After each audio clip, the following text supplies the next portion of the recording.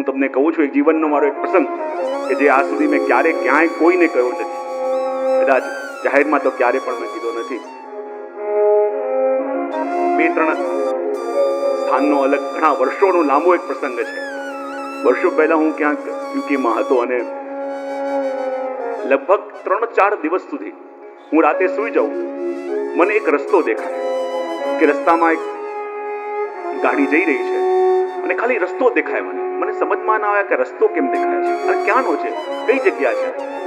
એક દિવસ થયું, બીજે દિવસે, ત્રીજે દિવસે, ચોથે દિવસે મને લાગ્યું કંઈક તો આની અંદર સંકેત હશે, કંઈક તો હશે. આ રસ્તો શું છે, આ રસ્તો કેમ દેખાય છે, મને સમજ ના પડી.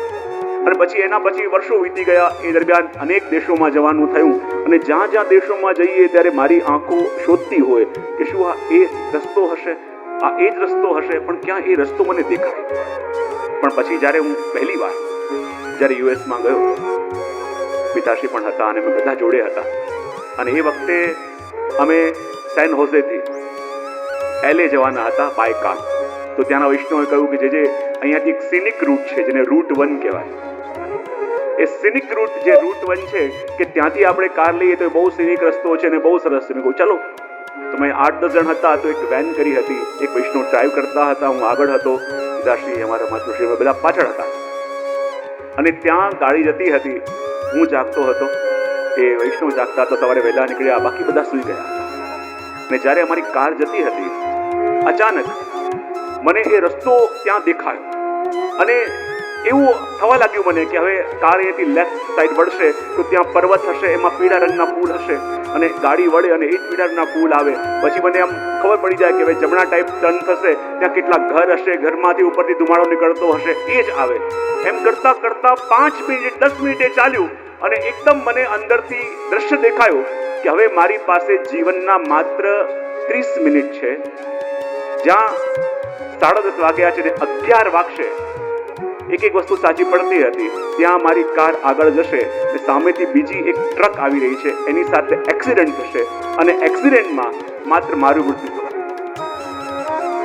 અને દ્રશ્ય એટલો બધો મને અનુભવ થઈ ગયો અને એક વસ્તુ 30 મિનિટ જીવનની બાકી હતી. મને પોતાનો અનુભવ કે મારી પાસે જીવનના 30 મિનિટ છે અને જેમ જેમ ગાડી જાય હું કહી શકતો હતો કે હવે અહીંયા આ આવશે અને એ જ આવે.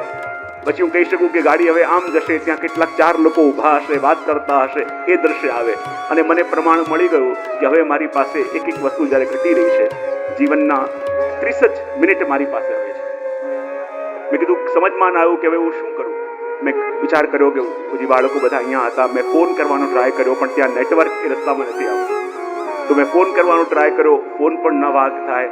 મેં કહ્યું શું કરું, હું કેવી રીતે કોઈને કહું, બધા સૂતા હતા, હું કોઈને કંઈ કહી પણ ના શકું. અને કહું તો કેવું લાગે કે હવે હું જીવનના ખાલી મારી પાસે 30 મિનિટ જ છે અને એક મિનિટ જેમ ઓછી થતી જાય મને લાગે કે હવે હું 20 મિનિટ 15 મિનિટ છું. અને એ વખતે મેં મેસેજ પણ કર્યો હતો ફોનમાં ઘરે કે હવે હું નહીં રહેવાનું, જ્યારે મેસેજ મળે, નેટવર્ક આવશે, મળે કે ન મળે ત્યાં સુધી હું નહીં હું. એમ પણ દ્રશ્ય આવી ગયું અને જ્યાં ખાલી 5 મિનિટ રહી હતી અને જે રસ્તો મેં જોયો હતો કે આ રસ્તે જઈ રહી છે, સામેથી એક મોટી ટ્રક આવશે અને એક્સિડન્ટ થશે અને આખા ગાડીમાંથી ખાલી મારી મૃત્યુ થવાની છે. અને એ પ્રમાણે જ્યાં ગાડી ગઈ અને મારી પાસે ખાલી જીવનની 5 મિનિટ રહી હતી અને મને બહુ સ્પષ્ટ અનુભવ હતો કે હવે મારી પાસે 5 મિનિટ છે. અને ત્યારે ન ફોનમાં કંઈક હતું, ન હું કોઈની સાથે વાત કરવાનો હતો, ન હું બધા સૂતા હતા, ન કોઈને જગાડવાનો હતો. મને લાગ્યું કે હવે મારી પાસે કાંઈ નથી અને બસ શ્રી અમનાજીનું સ્મરણ કર્યું અને કહું કે હવે હું આપના શરણે છું, આપને જેમ ઈચ્છા એ મારી ઈચ્છા. અને જ્યાં ખબર પડી કે હવે 5 મિનિટ રહી છે, 4 મિનિટ 3 મિનિટ 2 મિનિટ કરતા કરતા જ્યાં 1 મિનિટ આવી અને આગળ એ ટર્ન મને દેખાતો હતો અને અચાનક ખબર નહીં શું થયું કે જે ડ્રાઈવ કરતા હતા વૈષ્ણવ, એણે કાર એકદમ સાઈડમાં ટર્ન કરી લીધી અને બીચ પર લઈ ગયા. મેં કીધું કે આપણે આગળ જવાનું, બીચમાં કેમ? મને કહે કે જે અહીંયા બીચ પર ઘણા બધા સી લાયન્સ ત્યાં આવતા હોય છે તો અહીંયા ઊભા છે તો આપ જોઈ લો. અને જ્યાં ટર્ન કરી એ 11 વાગી ગયા. 11 વાગી ગયા અને હું ત્યાં હતો. હું કહું કે 11 વાગી ગયા, હું તો એમને એમ છું. અને પછી થોડી વાર 10-15 મિનિટ રહ્યા, ફોટોગ્રાફ લીધા અને જ્યાં ગાડીમાં બેસીને આગળ ગયા તો આગળ એ ટર્ન પર અમારા જેવી ને જેવી કાર એનો એક્સિડન્ટ થયો હતો અને હું જ્યાં બેઠો હતો એ જ વ્યક્તિની ત્યાં મૃત્યુ થઈ. અને ત્યારે એ ઘટનાએ મને એટલો બધો હચમચાવી દીધો કે મૃત્યુ તો હતી પણ કોઈ કારણથી ટળી ગઈ, કોઈ કારણથી એ વસ્તુ ઘટવાની હતી, ઘટી ન શકી. તો શેના માટે મને પ્રભુએ બચાવ્યો? અને એના પછી એ ઘટના કે જે મેં મૃત્યુને એટલું બધું નજદીકથી અને એટલું બધું નિકટથી જોયું, એટલું બધું નિકટથી અનુભવ કર્યો, અને એ દિવસથી મારે આખું જીવન જીવવાનો ઢંગ, આ દુનિયાને જોવાનો ઢંગ, પોતાને જોવાનો ઢંગ બધું બદલાઈ ગયો. અને મને લાગ્યું કે ના, આ જીવનમાં શું ભરોસો છે એક ક્ષણનો પણ. અને ત્યારે મારું મન એટલું ઉચાટ થઈ ગયું હતું, સાચું કહું છું. મને બહુ જ બેચેની થવા લાગતી હતી અને હું જોતો હતો કે એ રસ્તા ઉપર કંઈક તો મારું કનેક્શન છે. અહીંયા સુધી કે જે યરમાં મારો બર્થ થયો છે, હું ગૂગલ પર સર્ચ કરતો કે એ રસ્તામાં કોના કોના મૃત્યુ થયા, એમાં કંઈક મારું કનેક્શન પૂર્વનું હોય કે ત્યાંનું હોય, કોઈક જન્મમાં મારું ત્યાં કંઈક થયું છે. એટલું બધું સ્ટ્રોંગ મને થતું હતું અને મારું મન બહુ બેચેન થઈ ગયું. મને બિલકુલ અંદરથી ઉદ્વેગ થવા લાગે, શું કરું. અને ત્યારે શિમનાજીનો પાઠ કરતો હતો અને કરતો હતો, અને એ ટાઈમે જાણે અંદરથી મને પ્રેરણા શિમનાજી કરી, અંદરથી અવાજ આવ્યો, શાલિગ્રામ ક્ષેત્ર. મેં કીધું શાલિગ્રામ ક્ષેત્ર તો નેપાલ.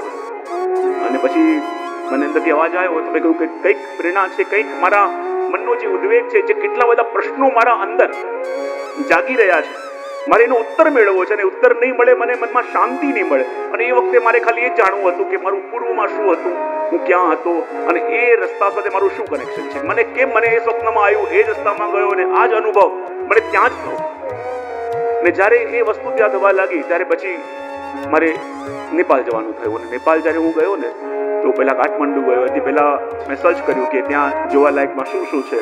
તો મને બે વસ્તુ ત્યાં મળી. એક તો બોધા નીલકંઠ મને નામ મળ્યું, અને બીજું એક સ્વયંભૂનાથ. બે જગ્યા મળી. તો જે શેષ શૈયા ઉપર પોઢેલા ભગવાન વિષ્ણુનું સ્વરૂપ છે, અને મને એ સ્વરૂપમાં બહુ જ કનેક્શન ફીલ થયું. અને ત્યાં મેં કીધું કે ત્યાં દર્શન કરવાના છે, પણ હું કન્ફ્યુઝ હતો કે આમાંથી બોધા નીલકંઠ કયા અને સ્વયંભૂનાથ કયા. મને એમ કદાચ એ સ્વરૂપ સ્વયંભૂ પ્રગટ્યું છે ભગવાન વિષ્ણુનું શેષ શૈયા પર પડેલા, એ સ્વયંભૂનાથ હશે. તો કાઠમંડુમાં હું જ્યાં એક હોટલમાં રોકાયો હતો, અને મેં કીધું સવારે પહોંચ્યો હતો, અને એ દિવસે મેં વિચાર કર્યો કે મારે ત્યાં દર્શન કરવા જવું છે. અને બહાર આવ્યો, અને ત્યાં ઘણા બધા ટેક્સીવાળા હતા. અને ટેક્સીવાળા તમે કહું કે મને એમ કે એ સ્વયંભૂનાથ હશે, કે સ્વયંભૂનાથ જવું છે. બધા કે ના, હમણાં તો ન જવાય, ને બહુ જ વધારે ભાવ કહેતા હતા, અને બહુ વધારે માંગતા હતા. એ મેં કીધું કે આ કદાચ યાત્રી જાણીને આવું કરતા હશે. ત્યાં જ એક વ્યક્તિ સફેદ રંગના કપડાં પહેર્યા હતા, મસ્તક પર આમ તારો ચાંદલો કર્યો હતો, મારી પાસે આવ્યો અને મને કહે કે આપને જોઈને મને લાગે છે કે આપ વૈષ્ણવ પરંપરામાં છો. મેં કીધું કે આ કેમ, તમને કેવી રીતે ખબર? તો કે ના, હું આપને કહું છું કે આપણે બોધા નીલકંઠ જવાનું છે. મેં કીધું કે સ્વયંભૂનાથ? બોલે એ નહીં, બોધા નીલકંઠ. આપણે ત્યાં જવું, આપને જ્યાં જવાની ઈચ્છા છે ને, જે ઈચ્છા લઈને આવ્યા છો ને, એ આપણે ત્યાં જવાનું છે. મેં કીધું કે પછી તમે આવશો? બોલે કે હા, હું આવીશ. તમે શું લેશો? કે એ બધી વાત તમારે જે આપવું આપજો, મારે આપને ત્યાં લઈ જવા છે. મેં કીધું કે આ કેવી રીતે વાત કરે છે કે મારે આપને લઈ જવા છે? મેં કીધું કે હમણાં મારે કરન્સી પણ થોડી ચેન્જ કરવાની છે. બોલે નહીં, આપ જોડે આવો. અને હું પછી એની કારમાં બેઠો, અને અમે બંને જતા હતા. અને એ મને કહે કે જો હું પણ ઘણીવાર ઇન્ડિયા આવું છું. મેં કીધું તમે ક્યાં ને? હું બહુ વર્ષ સુધી યુપીમાં પણ અમુક જગ્યાએ રહ્યો છું, અને ત્યાં મેં ગીતાનું અધ્યયન પણ કર્યું છે. અને મેં કીધું સારું કહેવાય. અને મને આવીને કહે છે કે જો આપના મનમાં મને લાગે છે કે કંઈક જાણવાની તડપ બહુ દેખાઈ રહી છે. મેં કીધું શું દેખાઈ રહ્યું છે? આપ જાણવા માંગો છો કે પૂર્વનું શું હતું, પાસ્ટમાં શું હતું? મેં કીધું તમને કે મારું મન આશ્ચર્યમાં આવ્યું, આ ડ્રાઈવર કાર ચલાવી રહ્યા છે, આને કેવી રીતે ખબર? અને કહે છે કે જો હું જ્યારે ગીતાનો અભ્યાસ કરતો તો મને એટલું જાણવા મળે છે, અને એનો સાર હું આપને એટલું જ કહી શકું કે જુઓ કે ભૂતના અને પાસ્ટના એની ચક્કરમાં પડી એ ભ્રમ છે. જીવન ભૂતકાળમાં અટકાઈ જવામાં કે શોધવામાં, એના ઉત્તર શોધવામાં નથી. આ વર્તમાનની એક એક પલોને સમારી લેવી, આ વર્તમાનને જીવી લેવું, એ જીવન છે. કે જ્યાં જીવન નથી ત્યાં આપ જીવન કેમ ગોતવા માંગો છો? જ્યાં જેનું અસ્તિત્વ નથી એનું આપ પાછો પ્રગટાવવા કેમ માંગો છો? અને એની વાતોથી સડન મને કંઈક લાગ્યું કે વાતો એની બરાબર છે. અને પછી મેં કીધું કે તમે બીજું શું જાણો છો? મને કહેવા લાગે કે જો લોકો અઘરી વાતો ગીતામાં કરે છે, પણ જો એ પ્રભુની ગીતા આટલામાં અટકતી નથી. અને એની વાતોમાં મને એટલો રસ પડ્યો. મેં તો કે આ ડ્રાઈવર છે ને આવી વાતો કરી રહ્યો છે. પછી મને કહે કે જો આ લોકો રસ્તામાં આપણે દેખાય છે ને કેટલી ગાડીઓ જઈ રહી છે, કેટલી ટ્રાફિકો ગઈ રહી છે. સાચી વાત છે, બધે છે. મને કહે કે આ બધા લોકો ક્યાંય જવાના નથી, આ જ્યાં છે ત્યાં ને ત્યાં અટકાયેલા છે. ભલે ગાડીઓ આગળ જઈ રહી છે પણ એ મનુષ્યો તો ત્યાં ને ત્યાં અટકાયા છે. બીજું કેવી રીતે? તો કહેવાય કે ଯଦି એક વ્યક્તિ એક પગ આગળ મૂકે અને જ્યાં સુધી પાછળનો પગ ઊંચો ન કરે ત્યાં સુધી આગળ જઈ શકતો નથી. ને આ જેટલા પણ મનુષ્યો આગળ જવાનો પ્રયત્ન કરે છે પણ ભૂતકાળના અનુભવોના પગને હજી ઉચક્યો નથી, તો ખાલી વાહનો આગળ દોડે છે, એ આ બધા વ્યક્તિઓ અટવાયેલા છે. બધા વ્યક્તિઓ ત્યાં ને ત્યાં અટકાયેલા છે. અને એની વાતો એવી હતી કે હું દંગ થઈ ગયો કે આ વાતો આ ડ્રાઈવર કેવી રીતે કરી રહ્યો છે. અને પછી મને કહે કે આ જીવનમાં બધા લોકો દોડે છે, તો મેં કીધું કે શું પામવું જોઈએ? મને એમ જ કહે કે જો જીવનમાં યદી સફળતાનો અને સંતોષનો અનુભવ કરવો હોય ને તો પોતાના બેંક બેલેન્સના ચક્કરમાં ન પડતા, એ તો એક ઘડીમાં ખાલી થઈ જાય, કોઈને ખબર ના પડે. બહુ ઉપલબ્ધિ કે પ્રોપર્ટીના ચક્કરમાં ન પડતા એણે કહ્યું કે જીવનમાં સાચો સંતોષ જોઈએ તો પોતાના નિકટના જનો, પોતાના પરિવારજનો, પોતાના આત્મીયજનો સાથે જે સુખની અને આનંદની ક્ષણો વ્યતીત કરો ને, એ જીવનની સૌથી મોટી સફળતા છે. અને 10-15 મિનિટ અમે ચર્ચા કરી અને એની ચર્ચાએ મારા જીવનમાં મારા વિચારધારા, મારું થિંકિંગ, મારા એમ લાઈફના બધા બદલી દીધા. અને પછી સીધા અમે પહોંચ્યા ત્યાં બોધા નીલકંઠ, કે જ્યાં ભગવાન વિષ્ણુનું સ્વરૂપ શેષૈયા ઉપર છે. અને ત્યાં અમે જેવા ઉતર્યા અને મેં કીધું કે અહીંયા પૂજાના ફૂલ છે, આપ લઈ લો. હું કોઈ ફૂલ લેવા ગયો અને મેં કીધું કે મારી પાસે એની કરન્સી નથી, અને ત્યાં લોકલ ફૂલ વેચતા હતા. એ કે ના, એની નેપાળી કરન્સી આપો. એ કે ચિંતા ના કરો, પણ આપ આ ફૂલ નહીં, આ ફૂલ જ લો. મેં કીધું કેમ આ જ ફૂલ? કે આ ફૂલ જ આ પ્રભુને બહુ ગમે છે. ઠીક છે, મેં તો મારી પાસે હમણાં કરન્સી, આપ ચિંતા ના કરો, પૈસા હું આપું. તમે કેમ આપશો? મારે લેવાનું છે, તમે નથી ઓળખતો, નથી તમારે કામ કઈ ના, મારે આપને આપવા છે ને, આપ લો, પછી મને છેલ્લે એક સાથે આપી દેજો. ઠીક છે. એને પૈસા આપ્યા અને જે ફૂલ લેવાના હતા એ જ ફૂલ મેં લીધા. ત્યાં જઈને પૂજન ઇત્યાદિ કર્યું. પછી મને કહે કે આ મંદિરની પાછળ એક વ્યક્તિ છે, એક બ્રાહ્મણ છે, અને એ છે ને ચોખાની કોઈક સામગ્રી બનાવે છે, અને મારી ઈચ્છા છે કે આપ મને એ ખવડાવો. મેં કીધું કે આ ચોખાની વસ્તુ અને કંઈક મીઠાઈ બનાવે છે ને હું આપને ખવડાવું. ઠીક છે, ચલો. કે આપ લેશું? મેં હું નહીં લઉં, આપ લો. મેં કીધું કે આના પૈસા તો ના, પૈસા હું આપું છું, પછી મને છેલ્લે આપે આપી દે, પણ આપે મને ત્યાં ઓર્ડર આપીને આપે મને ખવડાવવું પડશે. ઠીક છે. મેં કીધું કે પેલી મીઠાઈ, કે એ જ મીઠાઈ છે ને અહીંયા પ્રભુને ભોગ આવે છે, એ જે બનાવે છે એનો જ અહીંયા પ્રભુને ભોગ આવે છે, આપ મને એ ખવડાવો. અને મેં એ વસ્તુ લઈને એમને આપી, એમને વસ્તુ રોકી. અને પછી હું જ્યારે શૂઝ પહેરતો હતો ને ત્યારે મારી પાસે આવ્યા અને એ પ્રભુનું એક નાનું આવું સ્વરૂપ પધરાઈને આપ્યું અને કહે કે જો પ્રભુની એવી ઈચ્છા છે કે આપ અહીંયા આવ્યા છો, હવે એમને આપની સાથે આપના ઘરે આવશે, તો આ સ્વરૂપ હું લઈને આવ્યો છું, આપ આ પધરાવો. મેં કે આની નોછાવર કંઈક લેવી પડશે, એમને એમ કેવી રીતે આપું? બોલે એ મને હું છેલ્લે આપી દેજો. મેં વિચાર કર્યો કે આ બધું આપવાની વાત કરે છે, આપું છું કે લેતો નથી, અને છેલ્લે આપવાની વાત કરી. એ સ્વરૂપ મને પધરાયું. અને પાછા અમે ચર્ચા કરતા જતા હતા, ત્યાં રસ્તામાં પશુપતિનાથ મંદિર આવ્યું. મને કહે કે જો આ મારા મિત્ર છે ને હું એમનો મિત્ર છું, ઘણીવાર એ મને મળવા આવે છે, ઘણીવાર હું એમને મળવા જાઉં છું. મને સમજ ના પડી કે શું વાત છે. અને પછી ત્યાં હોટલ પાસે પહોંચ્યા અમે લોકો. હોટલ પાસે પહોંચ્યા, મને લાગ્યું કે વિચાર આવો વ્યક્તિ ક્યાં મળશે. મારે બીજી પણ અમુક જગ્યાએ જોવી હતી. મેં કીધું કે તમારો નંબર મને આપી રાખજો, નંબર મને આપી રાખો, એટલે મારે કંઈ પણ ક્યાંય જવું છે ને હું તમને જ બોલાવીશ, મારે હવે બીજે કોઈની પાસે જવું નથી. અને ત્યાં ઉભા રહ્યા અને મેં કીધું કેટલા તમારે થયા? એ કંઈ બોલે ને કે જે આપવું આપો. મેં કીધું તમારો નંબર આપો.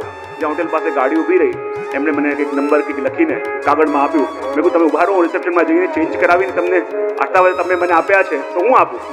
અને જ્યાં ચિઠ્ઠી મને આપી, નંબર લખીને હું ભાગતો અંદર ગયો. અંદર ચેન્જ કરીને પાછો આવું, ત્યાં ગાડી. મેં કીધું કાર ગઈ ક્યાં? મેં કીધું કે અહીંયા ઉભા હતા જ્યાં વોચમેન, મેં કીધું અહીંથી કાર ક્યાં ગઈ? કે કઈ કાર? અહીંયા કોઈ કાર આવી જ નથી. મેં કીધું કે અહીંયા કાર હતી પેલું વ્હાઈટ કલરની, ક્યાં ગઈ? એટલે છે જ નહીં.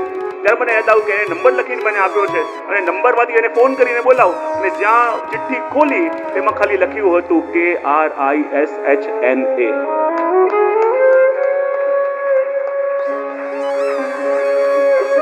એ ચિઠ્ઠીમાં ખાલી એટલું લખ્યું હતું.